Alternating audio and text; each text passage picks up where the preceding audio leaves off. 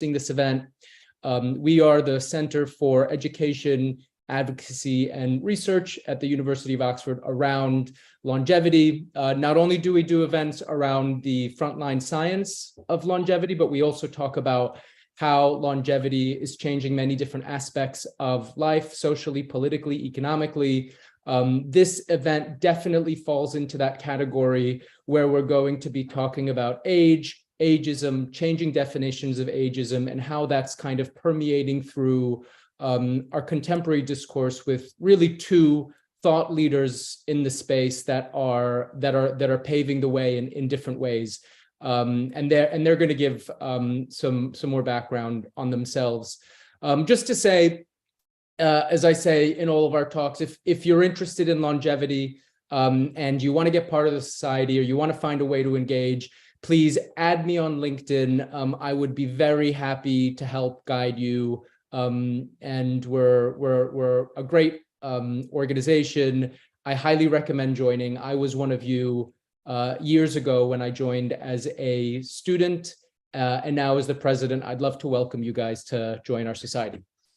So really quickly, I think before we begin, it's always good to set the groundwork on what is longevity, what is happening with our understanding of longevity in science and in health.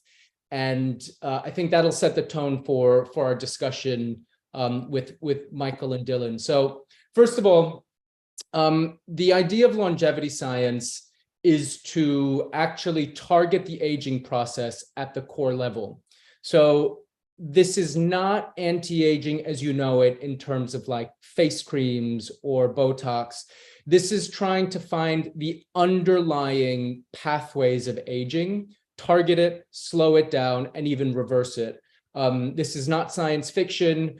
Scientists have already accepted as part of the scientific canon the idea of the hallmarks of aging, which are the underlying drivers of the aging process. And these now 12 hallmarks are all being heavily researched, and different methods of intervention are being made for each one of those.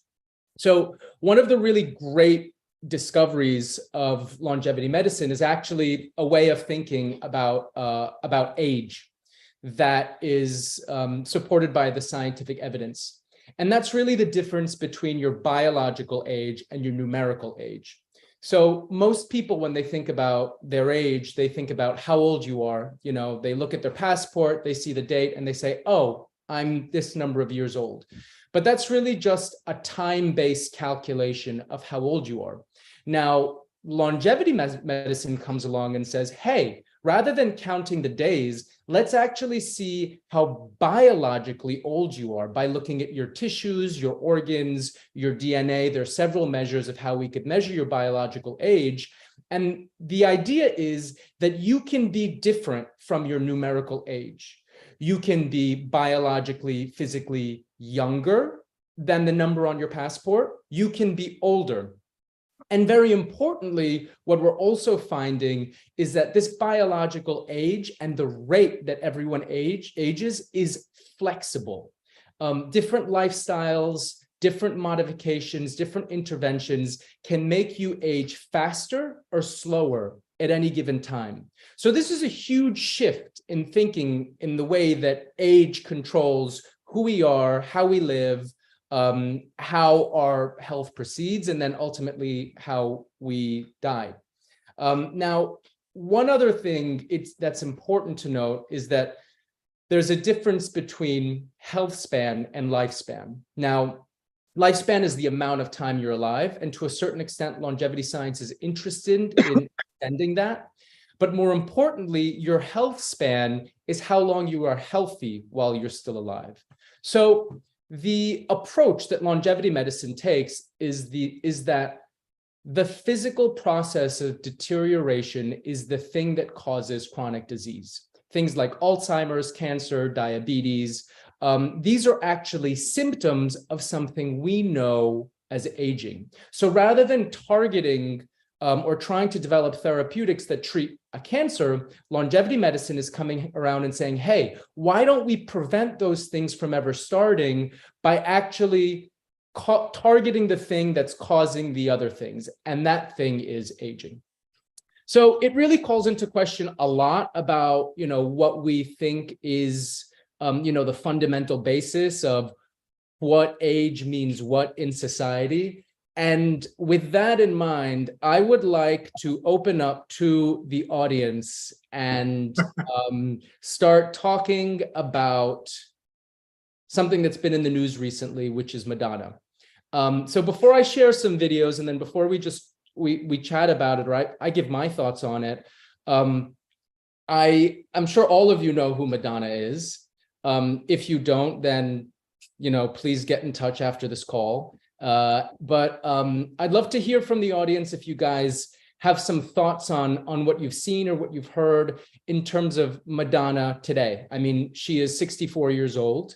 And these are the kinds of images you'll see, whether on the media or on TikTok, on how she looks. So if you could please raise your hand if you have any thoughts.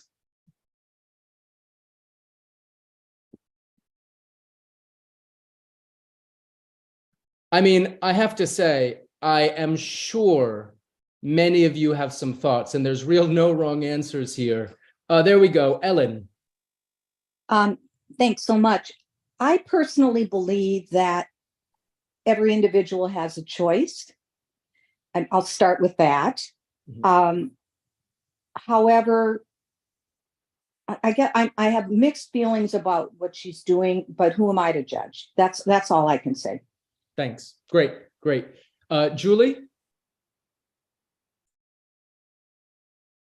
I was quite surprised to see her. She was unrecognizable almost to me. And I understand everybody likes to chase the holy grail of youth, but at the same time, when it changes your outward persona so much, is it really worth it? I mean, that's just my opinion, but.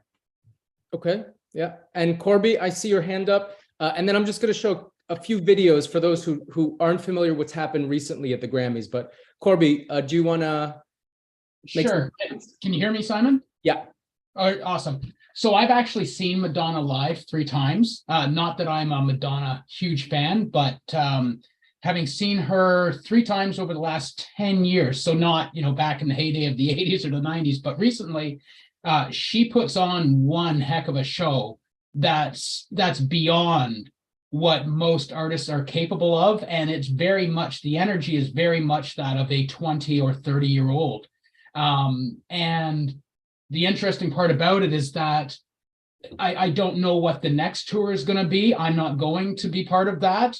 But it's almost as though her mental age or her showmanship age is still right where it was. And I guess, through current intervention, she's just trying to hold on to that with whatever tools are still there. But her mind still seems to be very much in that space. So it's unfortunate that the tech and the science hasn't yet quite caught up to where her mind is at.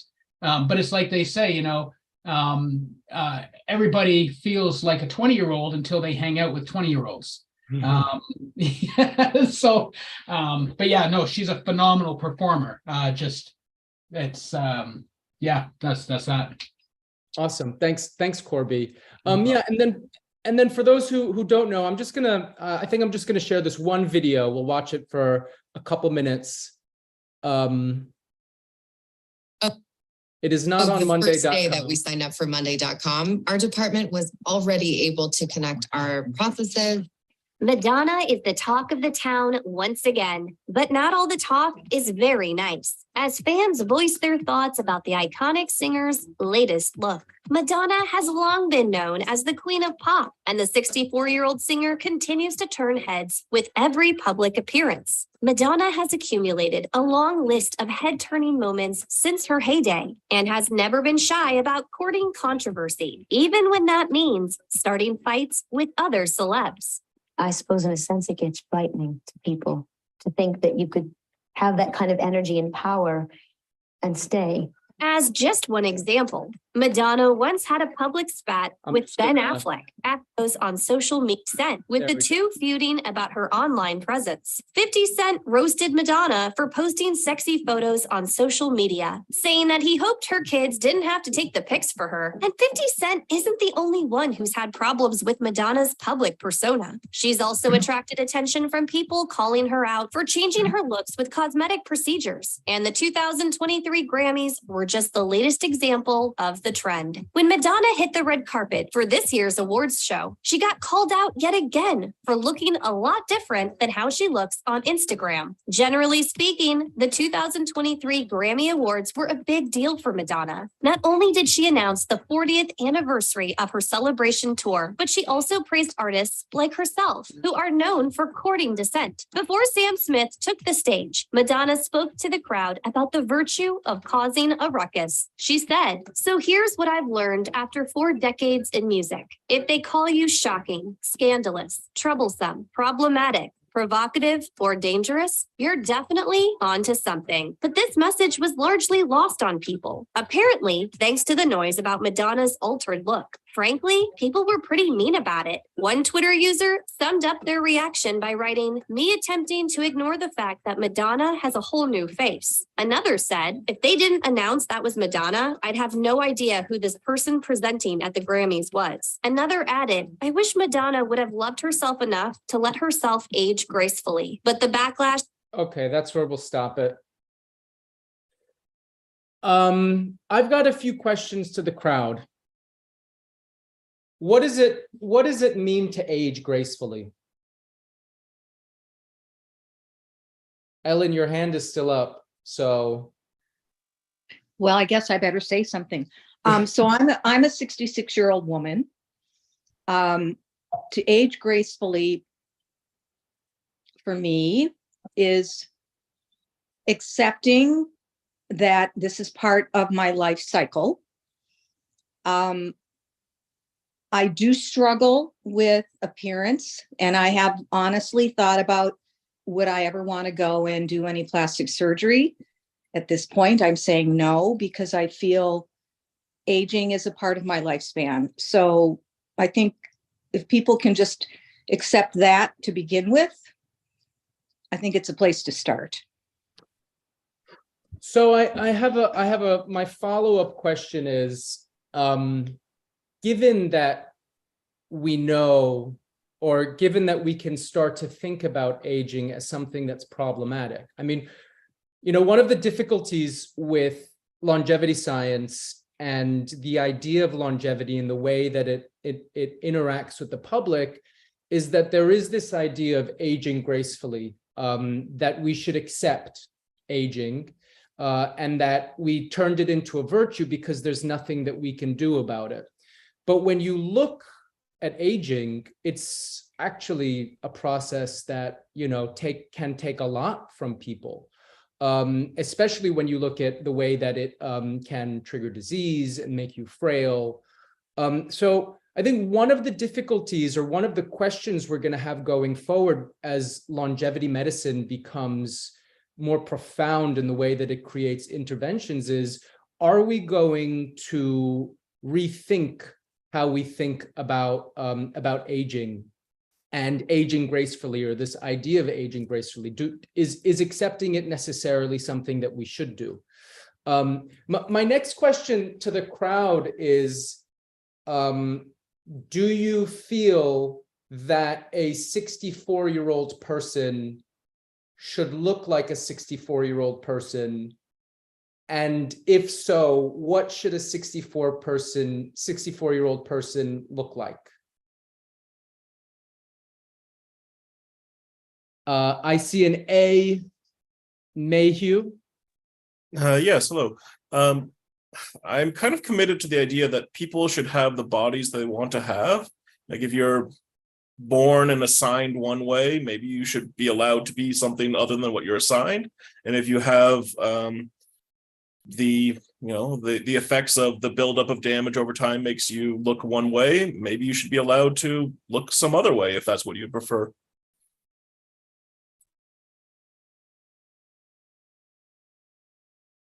Okay, great. So I think, and what I didn't show, the two other videos were some strong reactions from people like Kevin Hart, really saying quite hurtful comments about what she looks like. I guess my last question to you guys, and this is going to be a segue into my introduction to Michael, but I'd like to ask the crowd if you guys can give a kind of working definition of ageism. What is ageism? What do we mean by it? How does it manifest? Can someone just give like a little summary of what ageism could mean?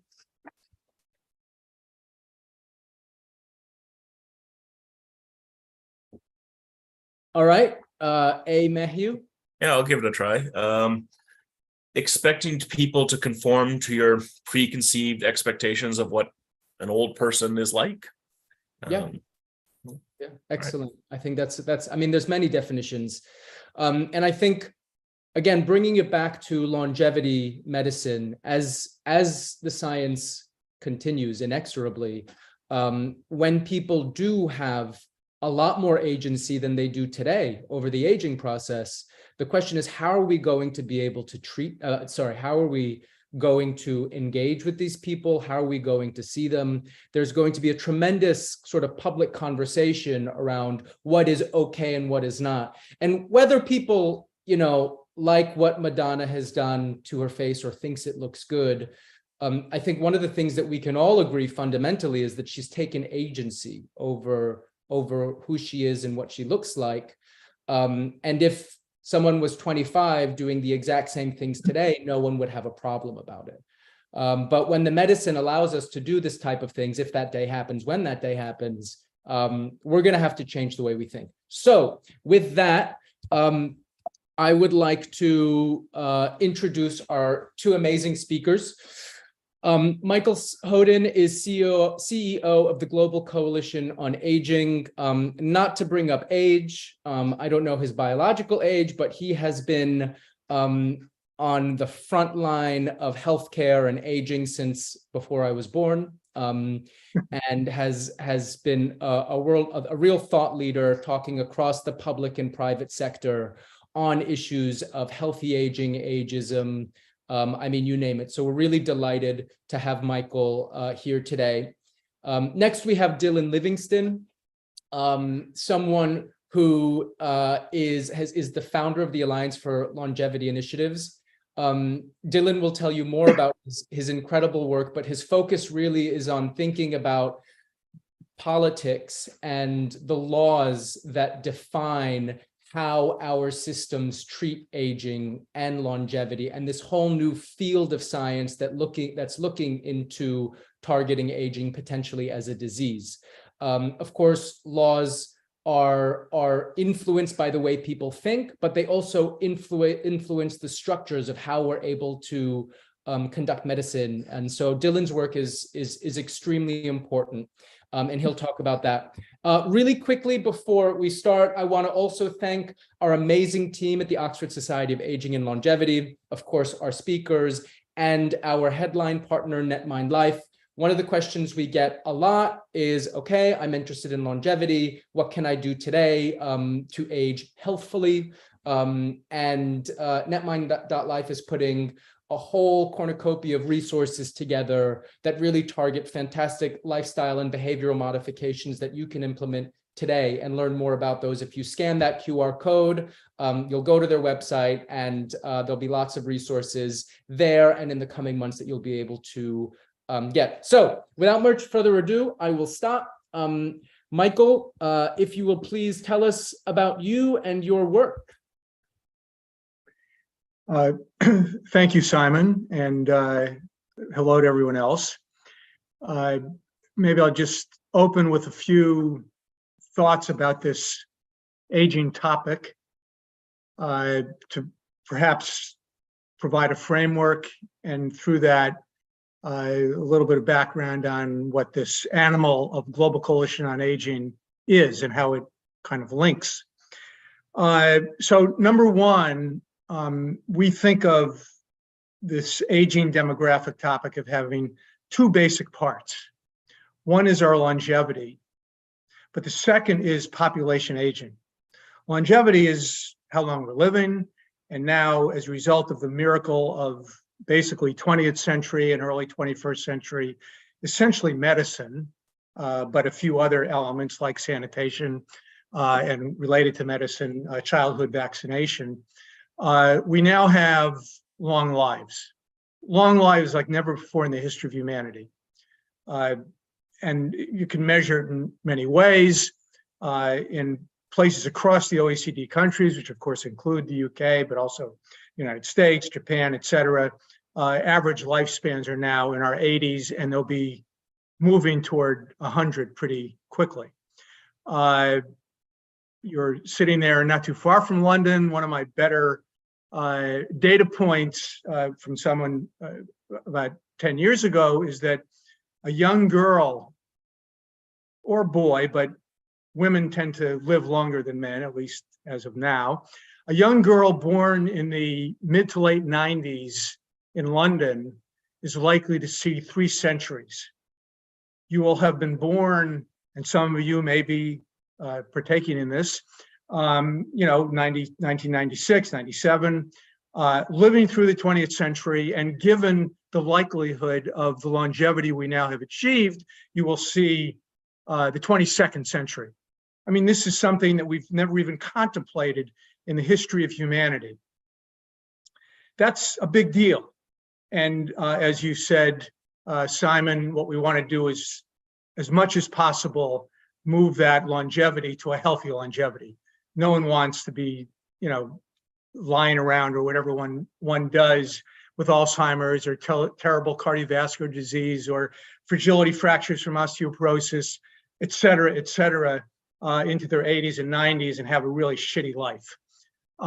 So we do want a healthy longevity, and I think we're going to get there largely through innovation. We can come back to that. But the second part of this aging topic is what we refer to as population aging. Population aging. And that's the percentage of old to young in a society. And that's more a function or a result of the stunningly low birth rates. Probably most on this Zoom call are involved in that your generation is having. We are not making babies any longer the way we did. You can put a value judgment on that, good, bad, or indifferent, but it's the fact. And the extreme cases are places like Japan, where their population aging, their longevity challenges are not so much living longer, but it's the low birth rate. So 2.0 is replacement. Takes 2 of us to make a baby. We can do it in different scientific ways today than we might have when I was a child, but still, we think in terms of 2.0 as replacement. And in every OECD country with, as I say, Japan at the leading edge of that, there are now like under 1.2, 1.1 babies per mother.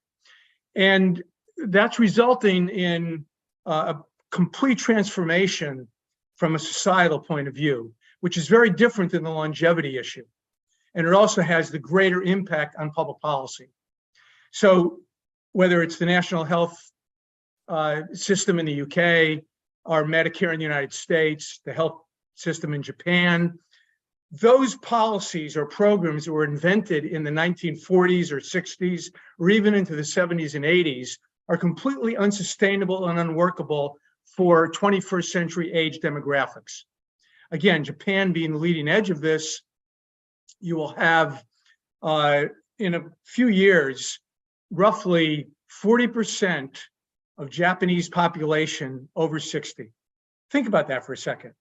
That means that if we keep 20th century ideas about work and retirement, which is basically retire when you're 60 or 65, or in many cases like France, 55, it is economic growth is completely unsustainable. So when you think about aging, there is the longevity piece and there is the population piece. The population piece in my estimation, is much more challenging and much more difficult than longevity. And I often like to suggest that if all we had were a lot of old people, we could solve for that. But when you have these two pieces of this demographic framework, it becomes a huge challenge. And that's one of the reasons we created the Global Coalition on Aging, because we wanted to bring in a few select companies. Our model is to have a relatively small number of global companies, but absolutely cross-sector and cross-discipline. So an Intel or a Philips with a Novartis or a Pfizer, with a Bank of America, a Home Instead, and Uber, all of which would have an interest in this topic of aging. First and most importantly, because they can make more money on the basis of it. In the case of a Pfizer, it's going to be because there's a new Alzheimer's medicine or osteoporosis. In the case of an Uber, it's going to be because they see this marketplace in an older population.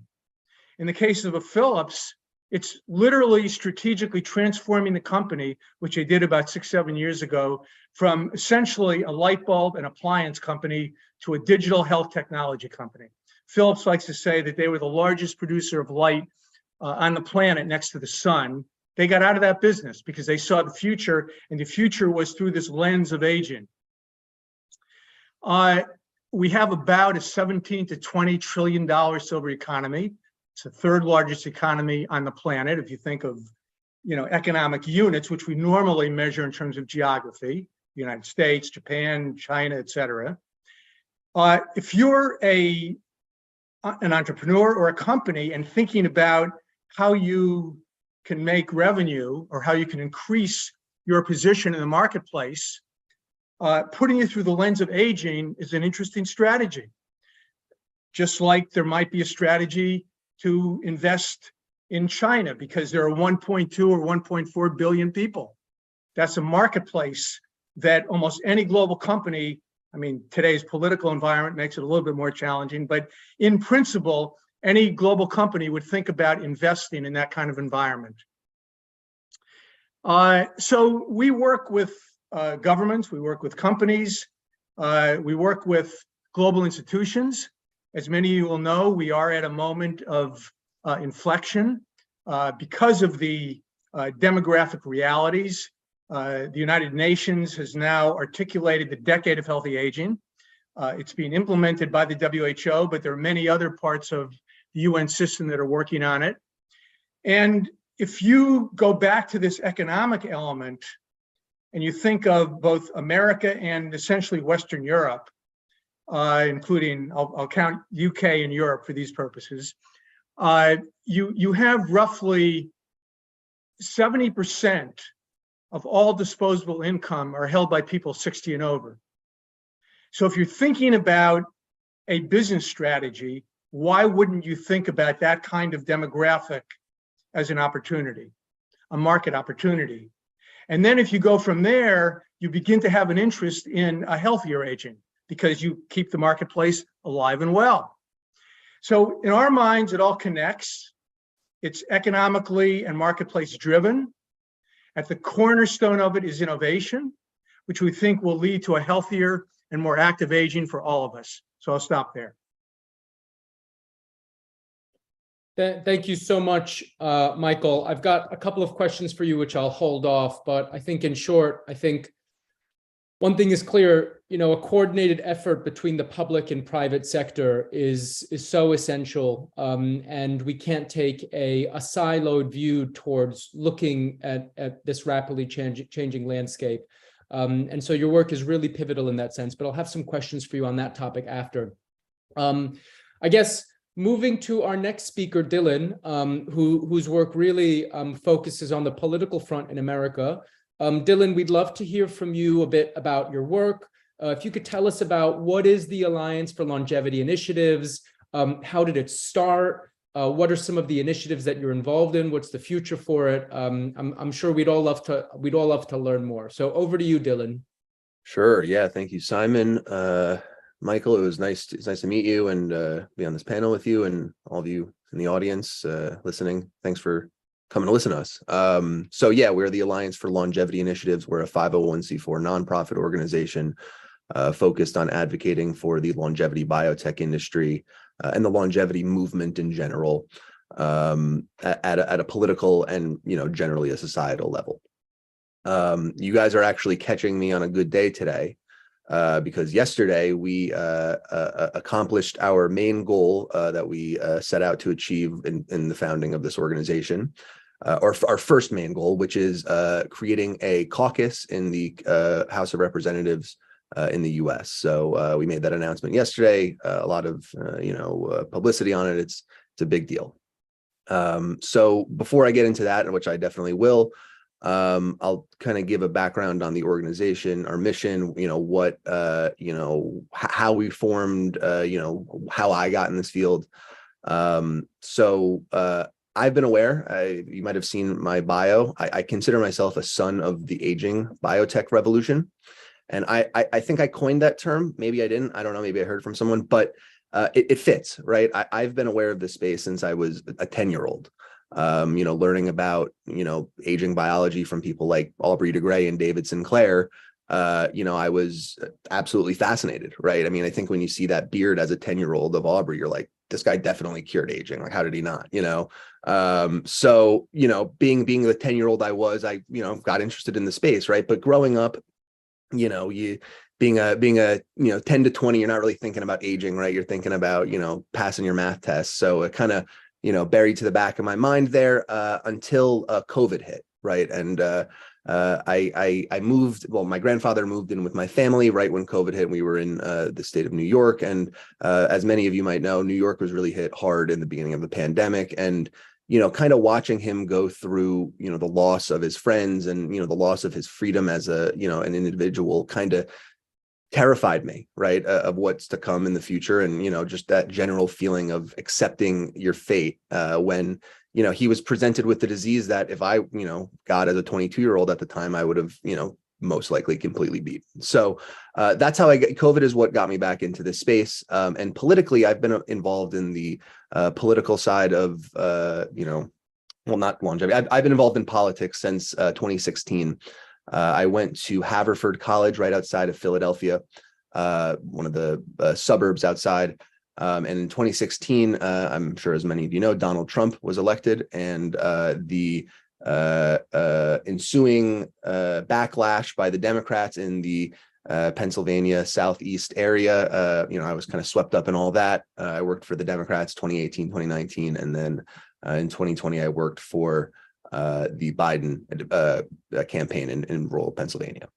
And it was at this time, obviously COVID came around. It was at this time when I kind of came to the realization that this industry, this new industry, that it needed political advocacy at the most basic level, right? It needed some entity to do, to present a unified message to Congress and to do basic actions that any industry does. And I looked at like the NRA for inspiration. Maybe not like they're not like the best example for this, because what they're doing is advocating for stuff that kills people, and we're not. Anyways, I digress.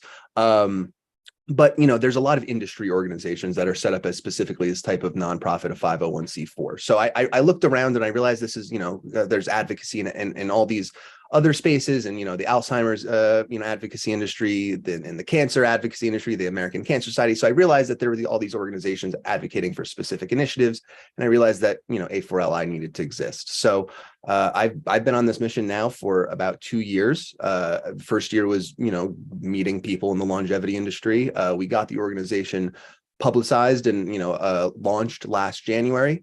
And since then, our main goal has been to get this longevity caucus that I mentioned that we just got done yesterday off the ground. So we, in March of 2022, I met with Congressman Paul Tonko, who is the Democratic co-chair of the caucus. Then he was our first person to kind of agree and see the value in this, right? And then over the last 6 months, about A4LI has been going to various offices on the Hill, making the case for a caucus, the value of it, and what can be done to kind of change the future of healthcare in America. I'm sure many of there's really compelling arguments, beyond just the moral side of this to pursue longevity medicine, right?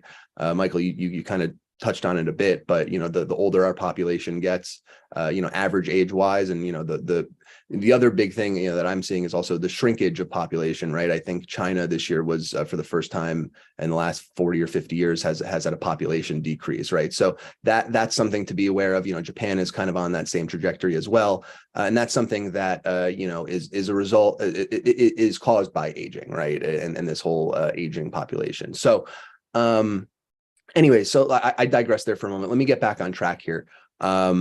So the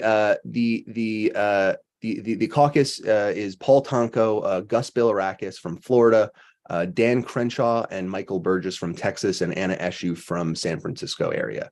It's a really high quality group of Congress people. 4 of the 5, including both the co-chairs, are on the prestigious Energy and Commerce Committee.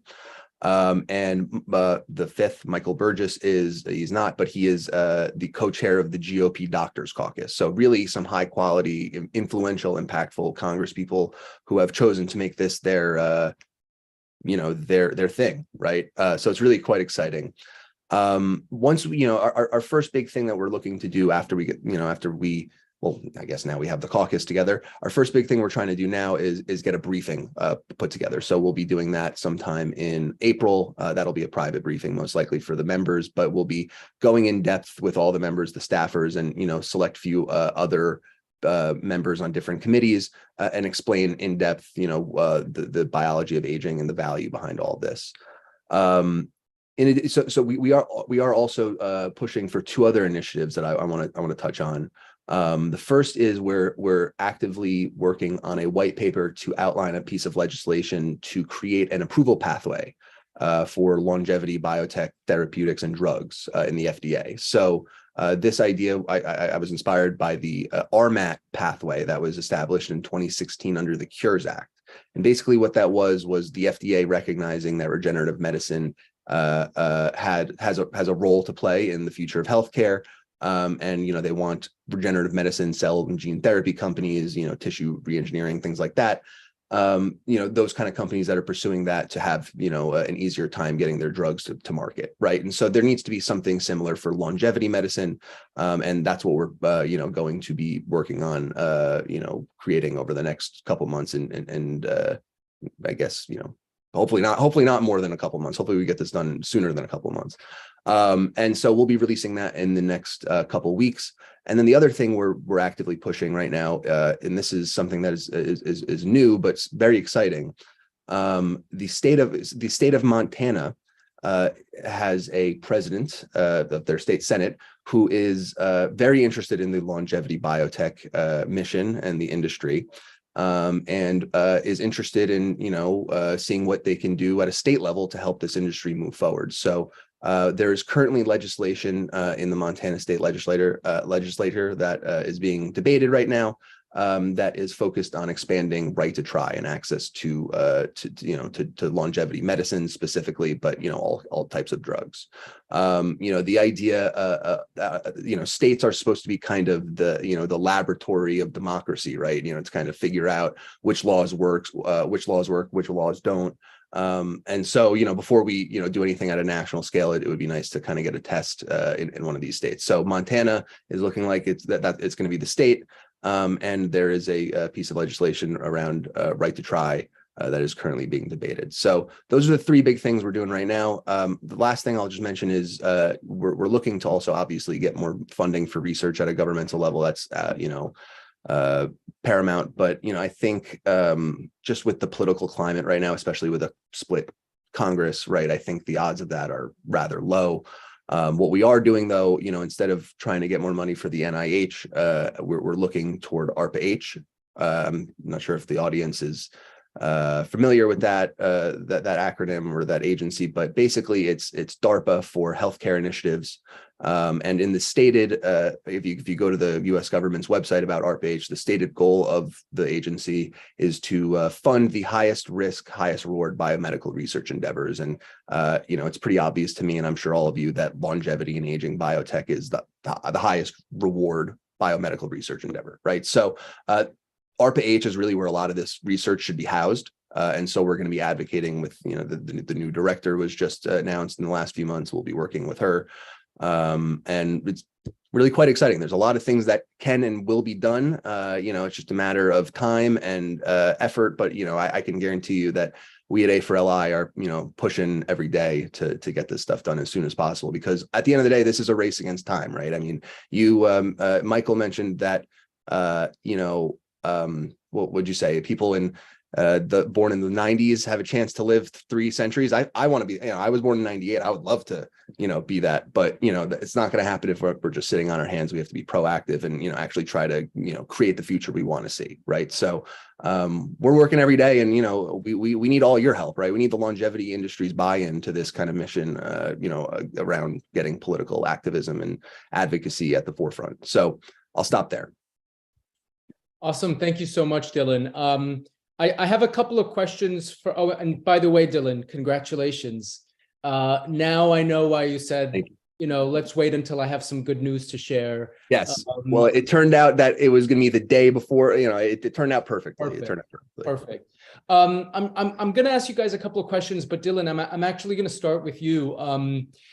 It would be helpful if maybe you can expand on why does longevity biotech need representation? What is it that they actually need? And maybe you could, for some members of our audience, you could maybe touch on the idea of, aging as a classification for a disease, and sort of what barriers exist for longevity biotech in particular that require a change in our legal system, and maybe how that relates to moral and ethical opinions around aging, like sort of the interplay between those.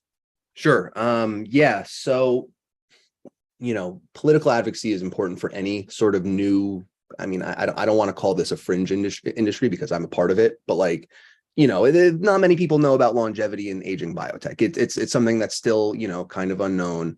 And there are examples of the past that you can look to, like nanotechnology in the early 2000s. That was a brand new field that needed advocacy, and it took time, but ultimately the National Nanotech Initiative was passed in 2004, and that was the result of hard work, and that investment by the government was the result of political advocacy, right? The other one I'm thinking about is Nixon's war on cancer, right? That was the result of public advocacy campaigns, the Jimmy Fund, right? And so, it's necessary, especially with something that people don't know about, to be active at a governmental level. So people look at their politicians, people look at what their politicians are talking about and doing, right? It's a feedback. You want to get the constituents of a district talking, so the politicians hear it, and vice versa, right? So we're kind of taking this top-down approach, getting politicians to talk about it so we can change the minds that way. But you touched on the aging as a disease and the regulatory effort. There are a lot of companies right now that are, I don't remember the number off the top of my head, but, maybe 120 longevity biotech companies in the US, right, that are operating under these rules that, have been laid out for the last 50 years.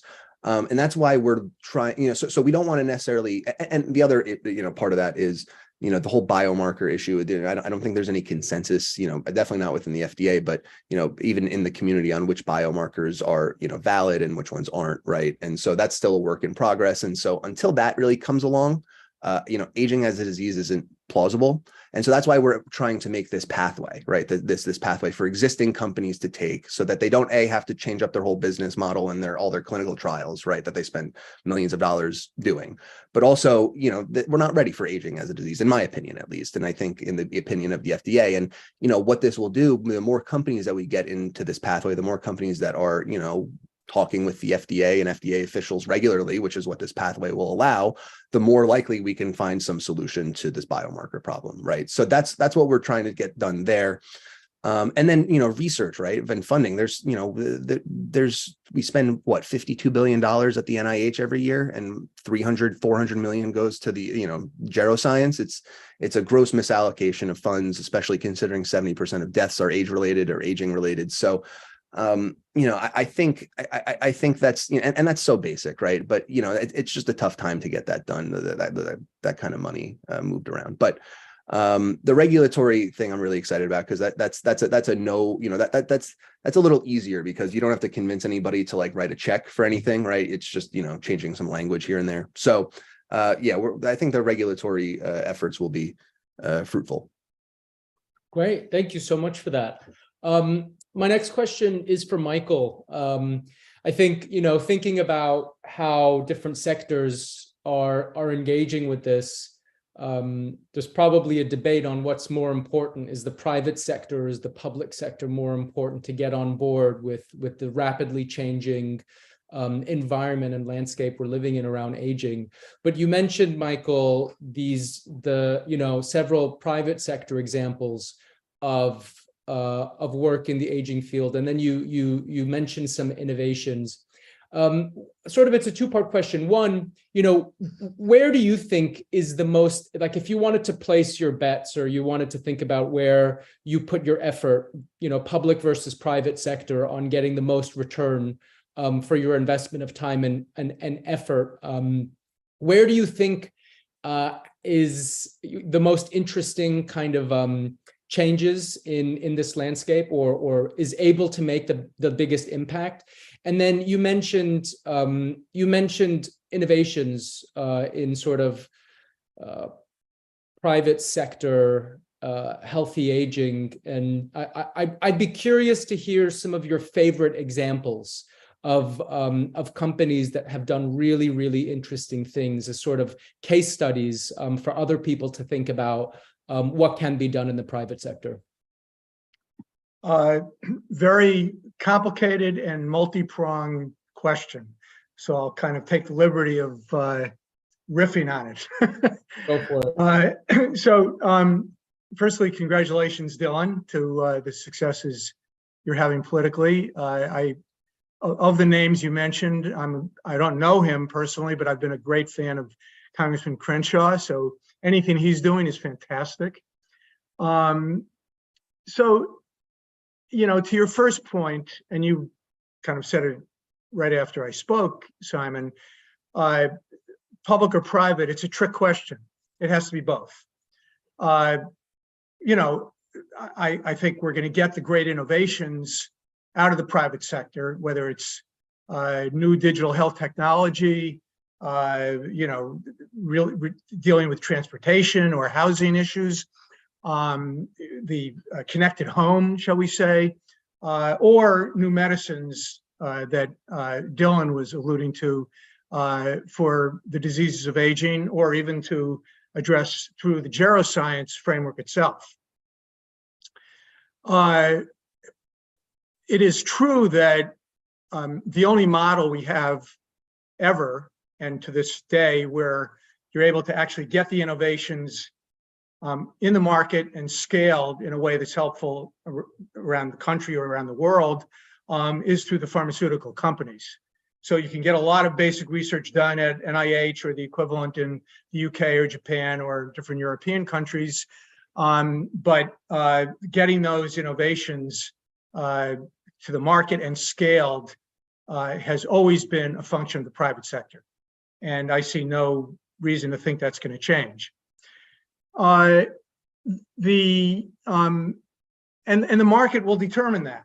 And to your point, Dylan, you have this growing marketplace defined by population aging, where people will look at that, and that's where they'll place their bets, their economic bets.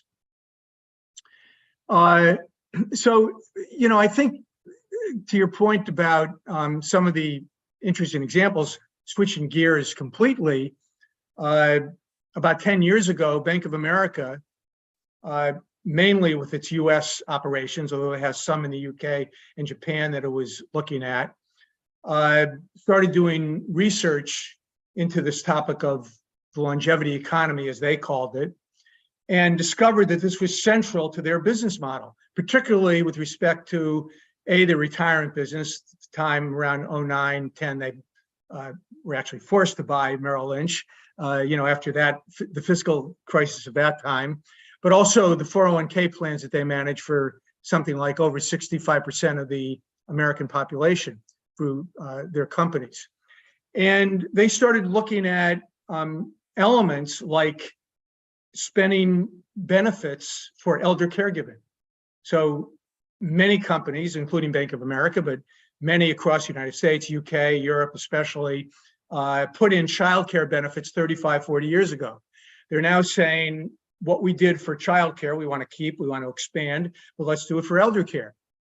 A second good example is, what they did in creating a whole program on healthcare education for their portfolio managers, because their research told them that, and this was in a time of low interest rates, we're now moving a little bit differently, so it may change a little, but where people said, I'm not really worried as much for you to manage my money to give me a return. I want to know how you're going to work with me on my most important concerns, like healthcare, which turned out to be 70% of all the responses, and 50% of that was people worried about Alzheimer's. So Bank of America started spending a lot of time and effort in that space.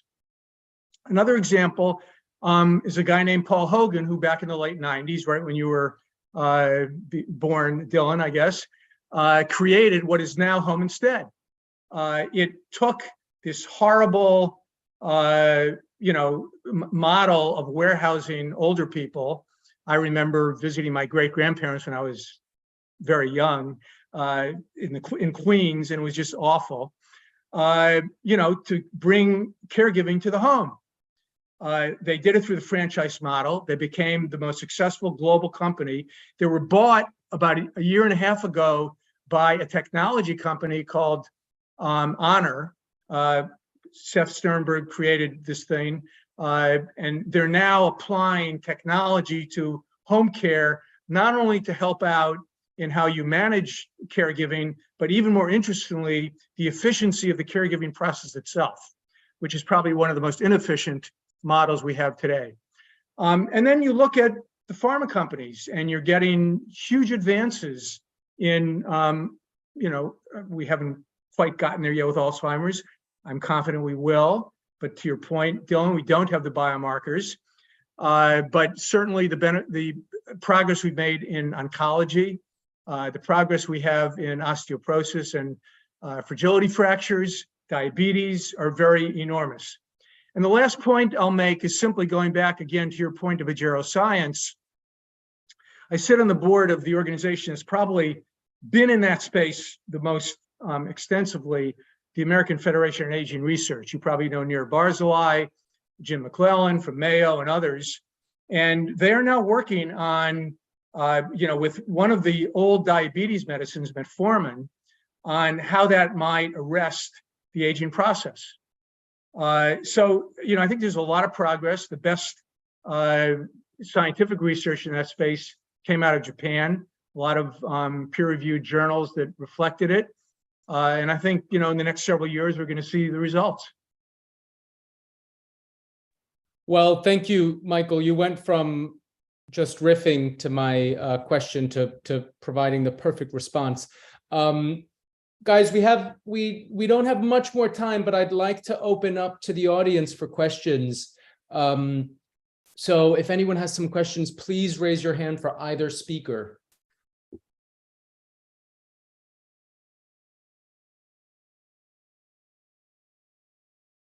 I'm gonna go ahead and actually choose a question from the chat, because there's quite a lively discussion. Ali asked, "Why is aging a disease?" It's like stating that pregnancy is a disease. Wanting healthy aging is no different to wanting a healthy pregnancy. They're both physiological processes, so why turn aging into a pathological process? Yeah, so let me jump in, because Dylan, you spoke to that, and that is a double-edged sword, to put it mildly. And what's the name of the person who put that in the chat? Sorry. Ali. Ali, I think your point is exactly right. And Dylan, I probably disagree with you on this one. While I want the kind of science and medicine and progress that you're looking for, I'd like to try to achieve it without going to the secondary point of sociologically calling aging a disease, because I totally agree. Aging is a risk factor for many diseases, from osteoporosis to Alzheimer's. And we also know through geroscience, to the point you made, Dylan, that rather than thinking about these diseases that keep piling on top of themselves as we age, are there some underlying conditions like inflammation that lead to these problems overall as one ages? That's a very different point, in my judgment, than calling it a disease, which I think is a huge mistake. Because, to Allie's point, you can't get away from the sort of political and sociology. You win the battle but lose the war. I think what we have to do is find a way to make the progress that I think you're looking for, Dylan. And we are making a lot of progress, and there are a lot of the elements there without going to that step of calling aging a disease. I never called and I think called aging a disease. I just said that, you know, that's what people need in order to run clinical trials in the US. You need to, you know, have an disease. So that's the only reason. I don't know what this whole thing is about now, but I never said that. So and I agree with you. I agree with you. I don't know why you're saying you disagree with me or anybody is, but I totally agree. You don't want to condemn an entire group of people to being diseased just because of a fact of life. So I'm with you. I don't know why. Right. I don't know where. Yeah, and Allie had that interpretation for some reason, and she's not alone, not from you, but from many people. And you're right. In order to get the agreement, and I was part of it, by the leadership at FDA, this is about 5 or 6 years ago, to get them to support these clinical trials around metformin to see what impacts it might have on aging itself, rather than particular diseases like diabetes. They insisted on looking for an indication called aging. And it's a technical element. It is there, and I think it's a real problem. And the community, in my opinion, never should have agreed to that, but they did. And so it has to do with the weirdness of the clinical trial process and the problems with the bureaucrats, basically, at the FDA. Yeah, thank you. Dylan's going to have to hop off in a minute, unfortunately, but I'll just give some really closing remarks because it's a really important point and a distinction. When we say treating aging as a disease, it doesn't mean we treat aged people as if they're diseased people. It's about a medical classification or a way of targeting the aging process in the way that we would target someone who has a chest infection or a broken leg, which is to say, we intervene and we find ways to meddle with that process.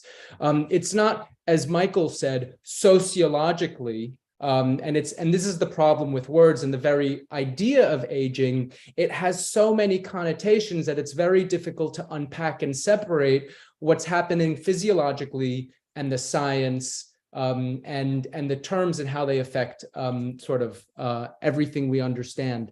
So we're just at 7 p.m. I certainly feel we could have gone on, but we promised everyone that it would end at 7. Dylan, Michael, thank you so much for your time. What a privilege to have you guys. Dylan, also a privilege to have you on really a historic date for the States and for you. So congratulations. Yeah, well, the last thing I'll say is we took inspiration from you UK people with the all-party parliamentary group. So, props to the UK as well. You guys are leaders, seriously. And the last thing I'll say before I hop off, because I do actually need to hop off. I have to go to a doctor's appointment speaking about longevity. The Oxford Society for Longevity and Aging is something that we're trying to recreate in the US also, because the idea of having a university system to, a university club, right, to engage with students, to increase the amount of talent in the pool is really important also if we really want to get this mission accomplished. So you UK people, you guys got it figured out over there, right? So I'm looking towards you guys, but I do need to go now. So thank you guys so much for having me. I really appreciate it, and hopefully we'll be back on soon. Thank you, Dylan. Thank you. Take care, guys. And Michael, I don't know if you have any closing remarks. Well, so I would just, to this last little bit of a debate we were having. Bluntly, Simon, I don't think you can have it both ways. In today's political and communications environment, as Dylan said, and you indicated, language is critical. And having anything, for whatever reason, that allows or enables the interpretation of aging being considered a disease, which is what's happening in this space, is a challenge. And so I think we have to work much harder at being very clear with our language, how we're articulating it, and where we're moving from the scientific to the political worlds. In today's environment, the two are very much connected, as we know from COVID-19. Yeah, absolutely. Thank you, Michael. Thanks for the closing remarks. Thank you for your perspective. I'd actually love to sit down and chat and hear about, you know, what terminology we could use. We could probably have a whole round table around that. I'm sure you've already had several. I wish I could have been part of. But thank you everyone for your time, for joining. Mike Brown says 120 years minimum. I'm not settling for less. Let's make sure those years are healthy, healthful, and nurturing, most of all. So thank you all tonight, and have a great evening. Thank you.